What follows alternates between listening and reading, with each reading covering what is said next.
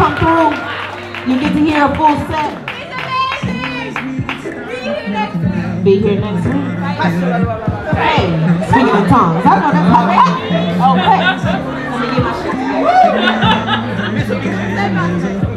So listen, usually we don't bring this feature out. We had to make a special time to bring this feature out because usually he brings the rain and the floods. We are making him responsible for Harvey. No, I'm just kidding. I'm kidding. Just kinda. We don't know. It rained last night because the motherfucker could come, and then now he here today. But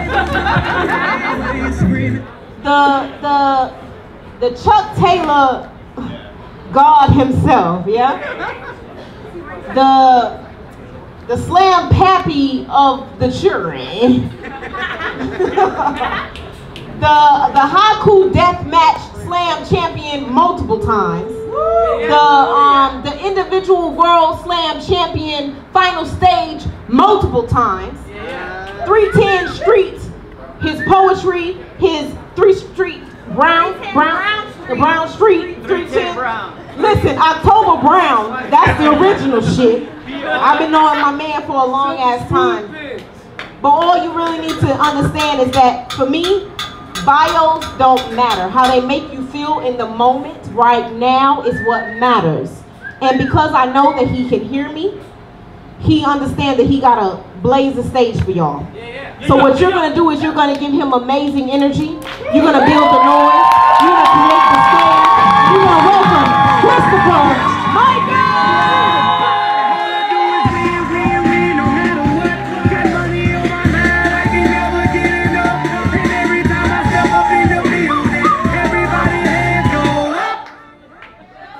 And they stay there, and they stay there, and they stay there.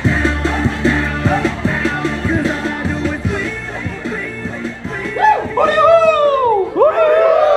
The typical tongue tends to tie trying to translate the thoughts of diverse twixt my temples. Poems so poetically powerful they pop pimples. Dialogues so delightfully dynamic and deepens dimples. It's simple. Cautiously I creep through the crowd, quietly contemplate a course to capture their collective conscience. So I can concoct, create, and come up with new colorful communication creations so complicated they cause the crown of your cranium to convulse. Sending cerebral signals soaring with metaphoric messages through membranes make you salivate to no end. Till eventually you know you just won't be right till you force stand up and say, yo, read that last line one more again. I'm feeling the facts.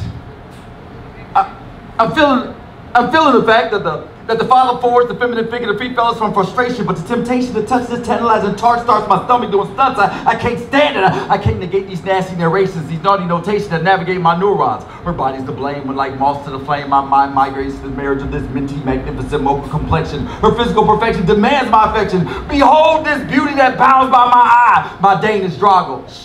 My bane is My brain is boggled by the bounty of her breasts. I'm blessed just to be by her. If the bounty of her breasts weren't enough, you wouldn't believe the bricks you could bounce off her booty. Pure beauty. Look, I'm serious about the sexiness of this sultry siren. Even her sweat is sweet. I think another thought about those thick thighs. Oh my, why she's so fly? Why she's so fly? This hormone high as hell on my health. Hips highlighted by heaven's hands. And have you seen her hair? Even her hands are heavily. Inevitably, my heart's gonna halt. I can't handle this. Oh hell. Have you seen her toenails? Perfectly painted. First time I saw them, damn near fainted. Even the way she licks her luscious lips leaves you longing to love her right. She's tight, she fights just to spend one night loving her right. So I stepped to her. I gave her an opulent offering of all I had to offer. She responded with an offering of her hand. And in response to her rudeness, I said, excuse me, miss, I didn't mean to bother you. Have a good day. Brothers, sons, young men, every smile is not an invitation. Allow her to walk the streets in peace. All right, my name is Christopher Michael. What y'all doing tonight? All right, so I wanted to bring out my CDs. I call them my Christopher Diaz's.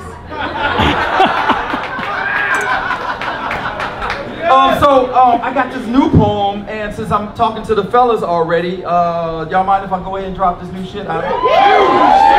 People don't always like when you drop new shit at your features, but I think this is important. I wrote it on Sunday. All right. To the men who don't flush urinals, let me start off by saying, not all men. This isn't for those who blatantly abuse power and piss directly on the floor. This isn't for those who occasionally miss and hit the wall or dribble on a shoe. This is for those who contribute to the toxic smell of the masculine bathroom by blatantly refusing to flush the urinal. Not all men. Now, some men piss and assume since they can't see it anymore, the ammonia-filled urine magically disappears as if they haven't contributed to pervasive toxic masculine aroma syndrome, or toxic masculinity for short. Now, the men's bathroom is a culture like any other. They either are too lazy or oblivious to the need to take an active role in making a change. It's a culture problem. There are well-defined rules, cultural mores, and norms. Leave a space between you whenever possible. Eyes forward. No small talk. Our proud but private bathroom culture is being poisoned by piss culture.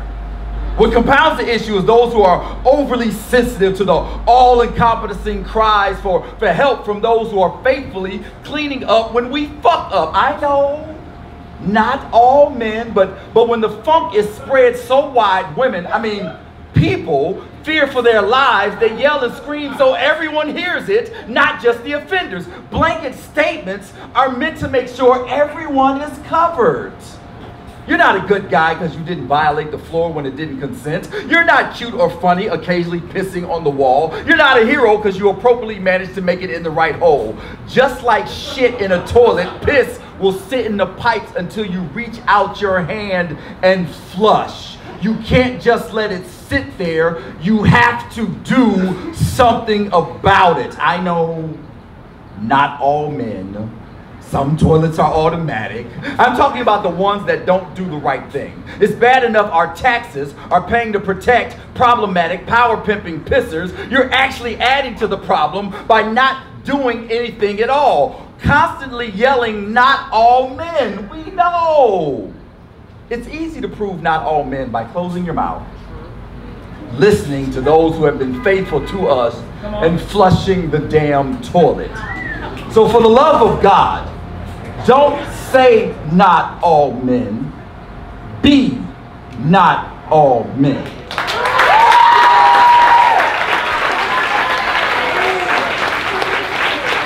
So I wrote that this weekend.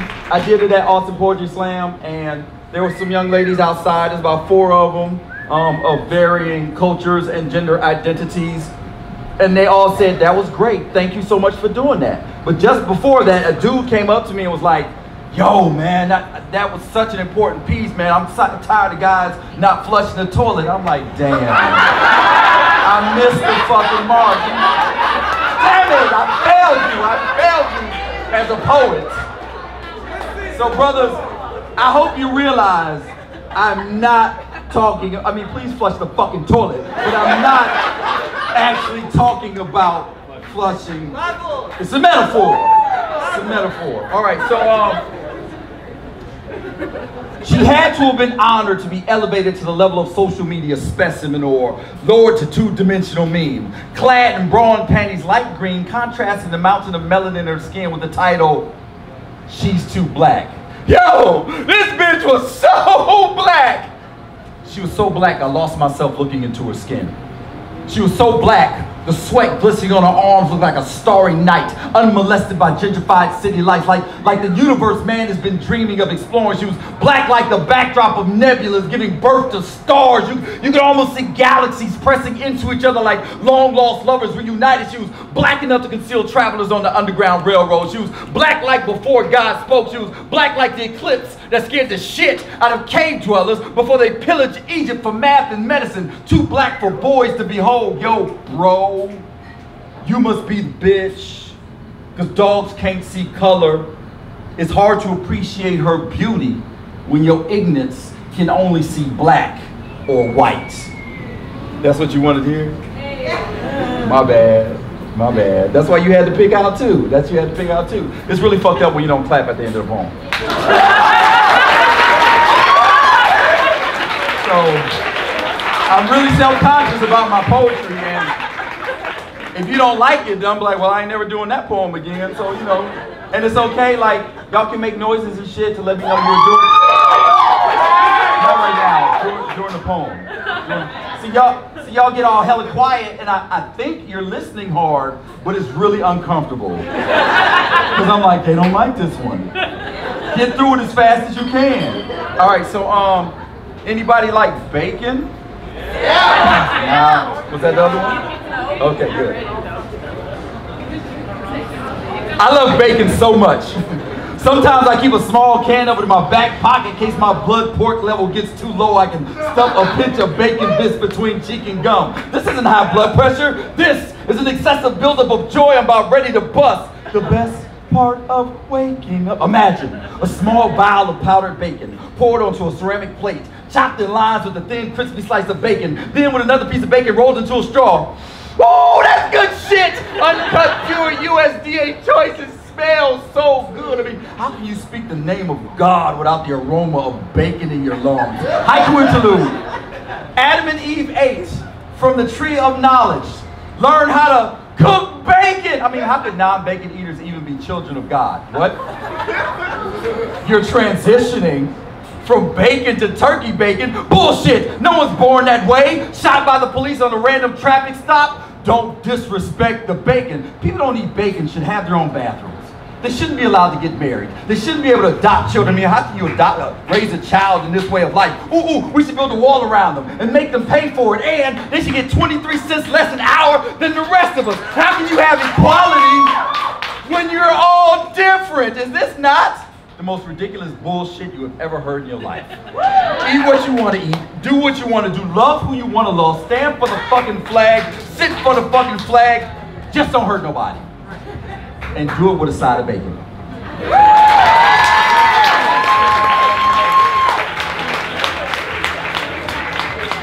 We interrupt this program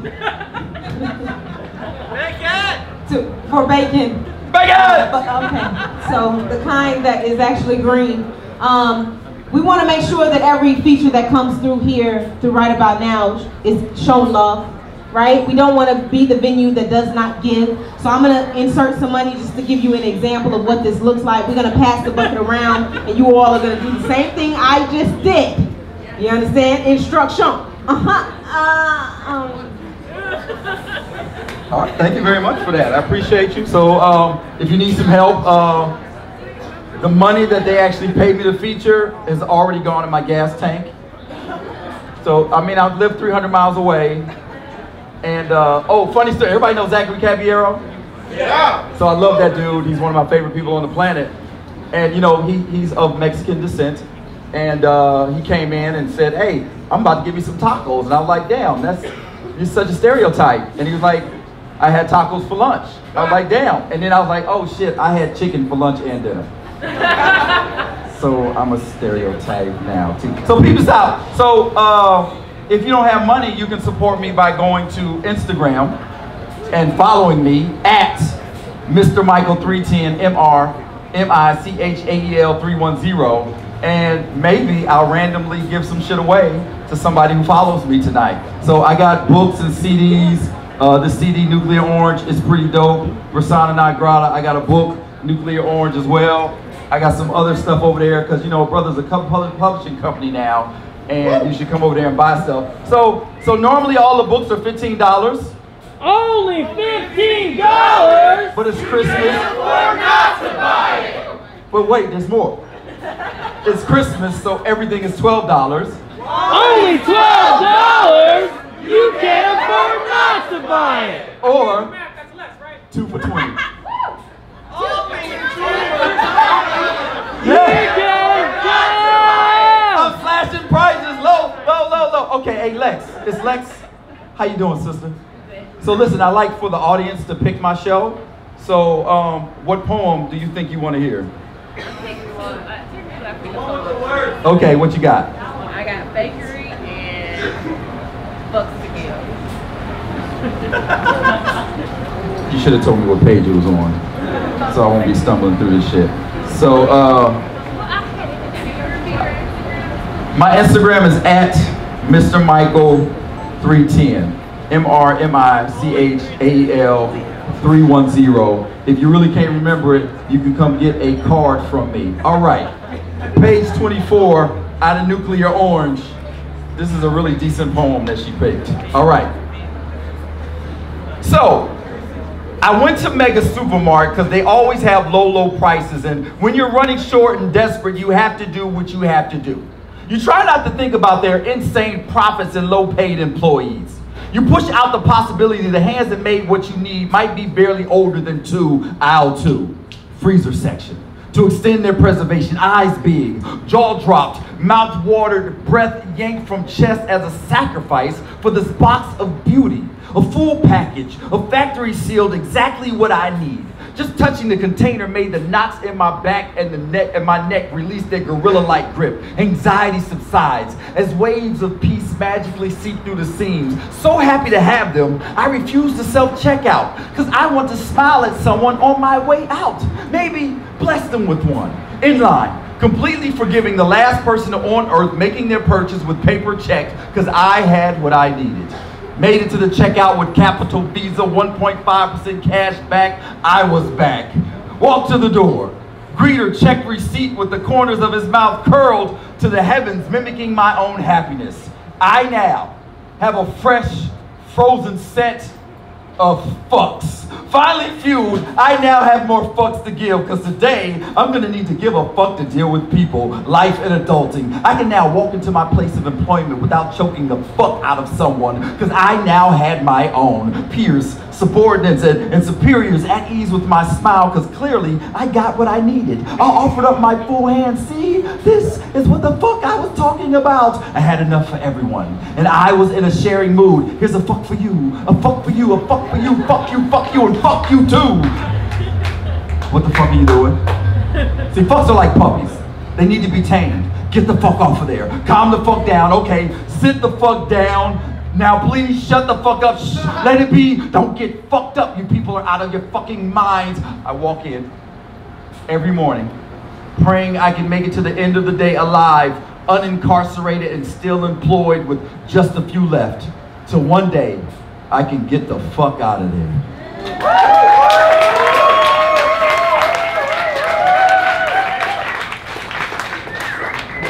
It's a really sensitive subject. A few of you might feel a ways about this, and I apologize in advance. This poem might need some type of warning in advance because I'm sure someone here is suffering from this, and I don't want to be ignorant and insensitive. But I think this is important, and I'm going to go ahead and share it. If it's more than you can handle, if you are one of those people, then please feel free to go outside. Go outside, the other side of the outside, and do some self-care and know that I love you.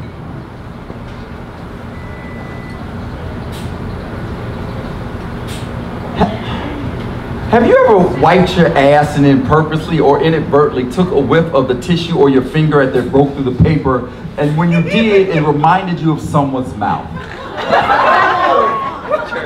Your breath smells like God is forsaking you.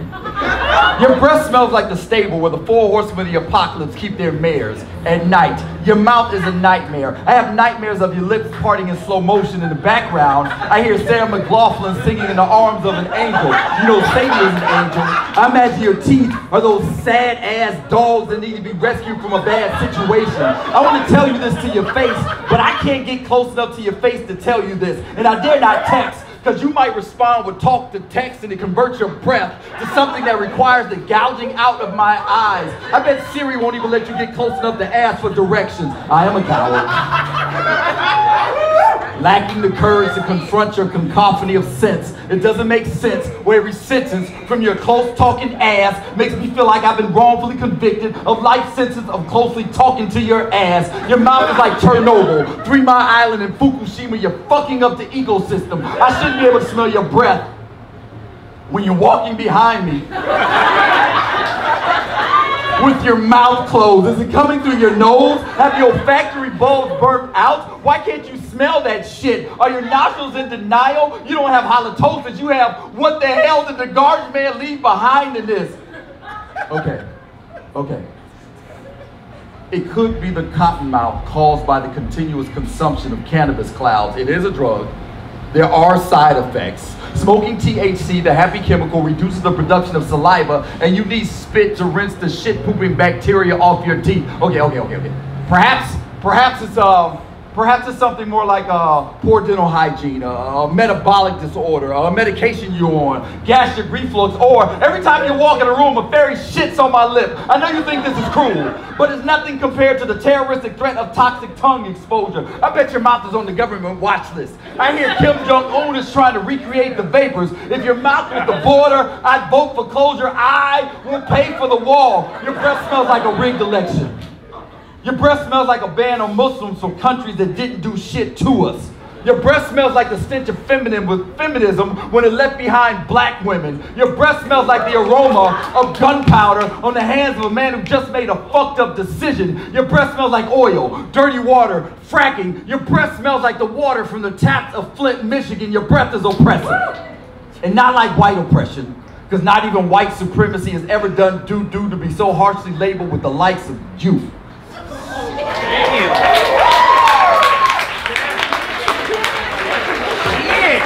All right, I got 2 more joints.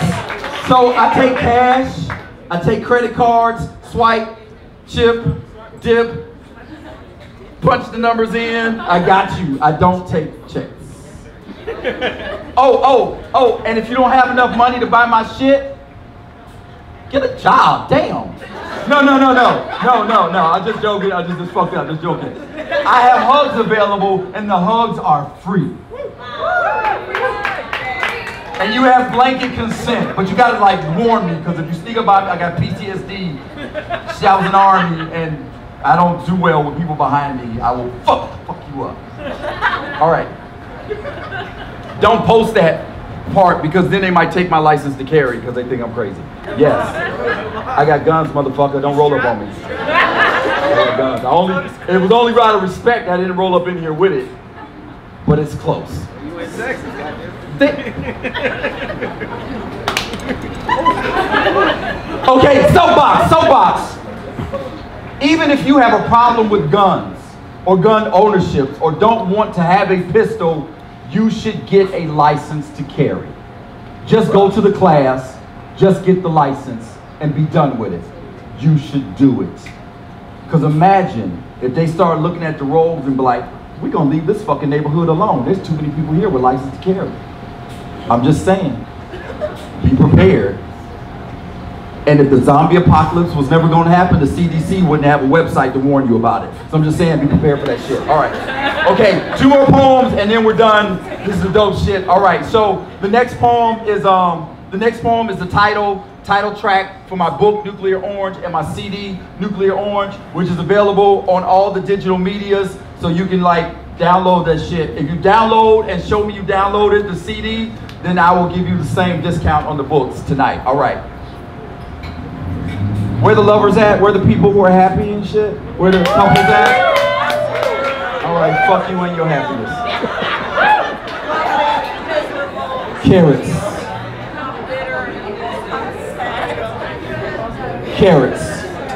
Sunsets. Sunrises and campfires.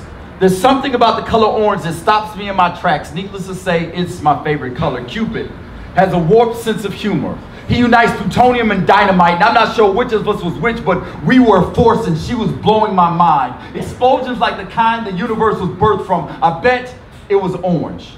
The first kiss was like the click of a landmine. The blast should have killed us. Instead, the heat of passion seared our flesh till one, till separating was as painful as staying together. We practiced pain like we studied UT, full ride, scholarship, PhD. We know how to hurt, because hurting is as easy as being hurt. We were divine, dazzling disaster. Like a mushroom cloud, and inside that breathtaking billow of smoke was a beautiful shade of orange. It was alluring, powerful, and completely destructive. Like 2 atoms in a super collider slammed together at the speed of right. Wrong. Particles separate, releasing an energy this man could not understand or control. We were supposed to be together. But when you improperly suppose, you impose, forcing pieces together even when they almost fit, still requires some level of destruction from one or both pieces. Something has to be cut, crushed, or severed. Hearts break, heal, scar, Resentment turns to tumors, and I was just looking for some treatment. She was my chemotherapy, but nobody told me chemo kills good tissue along with the bad. Every part of my body was lead-lined except for my heart and my spine, and I tried to avoid the exposure, but the radioactive residue of our relationship was sloughing off the skin of my self-respect. I couldn't let go or look away, blinded by the beautiful light of our explosion. How ironic is it? Carrots are actually supposed to help you improve your vision. But I still wasn't seeing straight, stumbling for cover but refusing to leave the battlefield. Now how do I apologize to the women I use as bomb shelters to hide from our fallout? Cupid is the god of passionate love, lust, like a flame. His arrow is nuclear tipped and he's dyslexic. I should have listened to the only god of love and he told me to duck. We burn like a flame. But like campfires, they don't stop till there's nothing left to consume, or somebody pees on you. We were defiant in Nagasaki and Hiroshima, embracing all the love America had to deliver. We exploded at the beginning and the ending, like the horizon of each day. Carrots, sunsets, sunrises, and campfires. There's something about the color orange that still stops me in my tracks, but then again, so do landmines.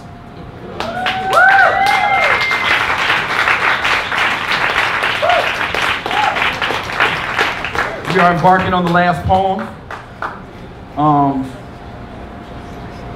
I got to do a haiku or two before I leave, because I love that shit. Haiku. The deadliest phrase in European history. We come in peace. When calling R. Kelly a pedophile, do his fans get pissed off or pissed on?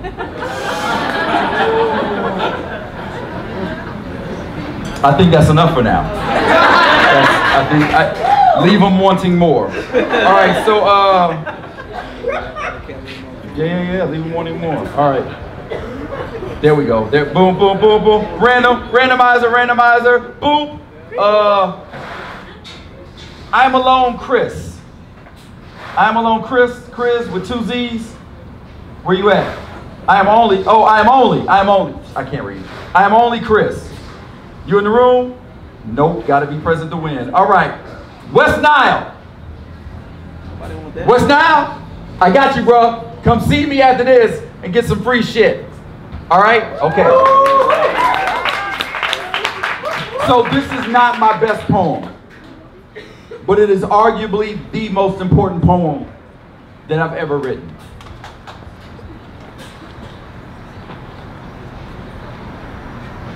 I have the blood of a Formula One racer coursing through my veins. My Honda Civic with the modified truck engine was fast and furious. Cannonball runs through my DNA. I mean, I frequently view speed limits as suggestions for drivers with weaker skills. $100 speeding fine I'll pay tomorrow turns to failure to appear, suspended license, and warrants, all of which can be deadly when living in a world where a fetus seems to have more right to life than a fully formed black man. At first, I didn't even know it was the police. His lights were so bright and white, they outshined the colored ones, desperately trying to alert me that they mattered too. I succumbed to the siren and sought shelter on the side of the highway shoulder. Determined not to be the color palette this cop used to paint the streets with, I armed myself with the necessary legal documentation. Insurance card locked and loaded, driver's license in the ready position, hands fully visible because I wanted him to see it coming. This ain't no Western. Cowboy quick moves are often concluded with corner calls and caskets. He steps out of his cruiser and sachets to my car. No. He spills out of his tank and tsunamis to the front line. No. He nightmares out of my dreams and Freddy Krueger's his way to my reality. And I don't want to be confused as Mexican. I mean, with Mexican culture, I didn't want to be this officer's piñata. So I shucks, I jives, I smiled, I yes sir, I no sir. I was polite and respectful with all the manners my mama and the military taught me.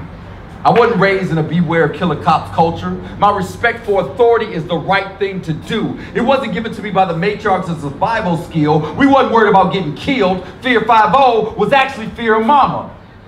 Come home in a squad car if you want to. We, the rambunctious rascals, neighborhood knuckleheads, thugs before thug mid nigga, would purposely trip alarms and 911 ourselves to play hide and go seek with the police because we were stupid. Stun guns were science fiction, and Tamir Rice hadn't been born yet. I've been a human for over 40 years and a nurse for 20. A man in scrubs is as frail and fallible as a man in blue. But we have the power of life and death. We are here to serve you. We are not authorized bad days and mistakes. Survival should not be predicated on politeness. Suspicious behavior. I suspect I'm pissed because you pulled me over and said that little old lady that sped by me at 90. I suspect I'm terrified because you rolled my butt till I made a ticket of a mistake. I suspect you might be friends with the man that didn't like the bland taste of Sandra's attitude. And once again, I find myself the victim of another police execution of his lawful duties. He got it right, and I was in the wrong. So I was blessed enough to add him to a pathetically long list of police officers who allowed me to walk away, drive away, live that day. I am from Texas, where we have a right to open carry. The problem with open carry is it makes you a target. And by open carry, I mean the melanin loaded in the chambers of my skin. Shit. My name is Christopher Michael. Hootie hoo!